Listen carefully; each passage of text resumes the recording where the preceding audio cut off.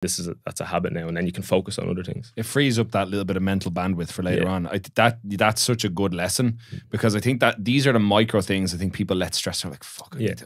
They get home from work like, oh, my fucking bed's in bits. Oh, my room's in bits. I just want to relax. Because you don't want to do it at the end of the day. Never. You know what I mean? So usually if you've got these things on either like the night, like you mentioned, sorting your outfit for the next day, the night before, making sure your food's ready, things like that. Like, do you watch any of Jordan Peterson's stuff, or do you know any of his content? Yeah. So sometimes like he can be a little bit memed on, and people kind of like, haha, yeah, I can fix my whole life by cleaning my room. Well, that was where I got it from. But that was like the idea. It's the reason, that's why it works. It stems from an old thing. It's like the reason everyone should get up and make their bed in the morning is because it starts your day off on a win.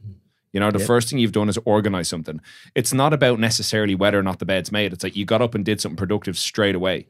You know what I mean? And it's the same thing with, you know, clean your room. It's, you know, lend order to that one tiny little space that you can, and that will set you up to do these things later on. Yeah, it's not saying to somebody by cleaning your room, your whole life will suddenly turn around if it's terrible. You know what I mean? You're going to overcome your addiction and your depression and your joblessness and your lovelessness. No, but it's 1% in the right direction. So you found out during COVID, by adding all these tiny micro wins together, it set you up to be a much more capable and productive person, which you've obviously carried on now into post-lockdown. Yeah, it's a snowball effect. Yeah, it's just a snowball. It just builds on itself. You know, you just keep going and going, and the tasks become more important. You know, and they yield better results. I try to put it to clients like this when they start training. I say, let's think about it like spinning plates. If I give you 8 plates to spin, you're going to drop and fuck them all up. Said, but if we start you off with one, and you can get that one spinning, so it might be go to the gym twice a week. Like, should I not go more? It's like, yeah, let's just start with twice. Yeah. You know, because then that'll become mundane and easy. And then it might be, okay, I'm going to the gym twice, and now I'm going to get out for a walk every second day. So now you're spinning 2 plates. And now I'm going to start making my breakfast every morning, just my breakfast to bring to work with me.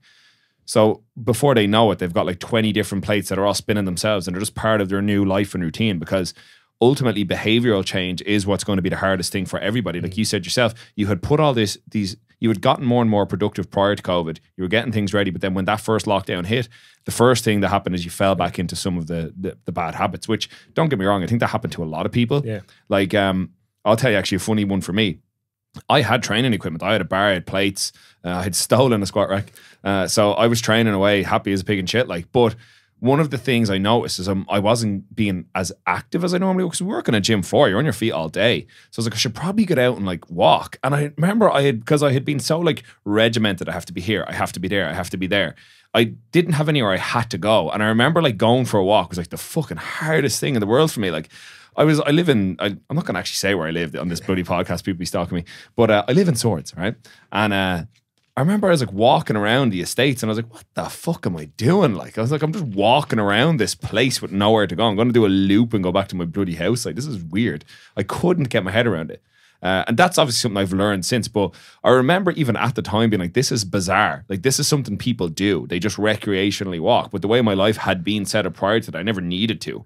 Because, you know, if we're talking steps, I'd be doing, you know, probably same as yourself. You're doing like 15, 20,000 steps every day just working in a gym. Yeah. So having to manufacture that for me was so difficult in those first couple of months. Like, I really, really had a hard time with it. I've since learned now, you know, thank fuck for Audible, you know what I mean?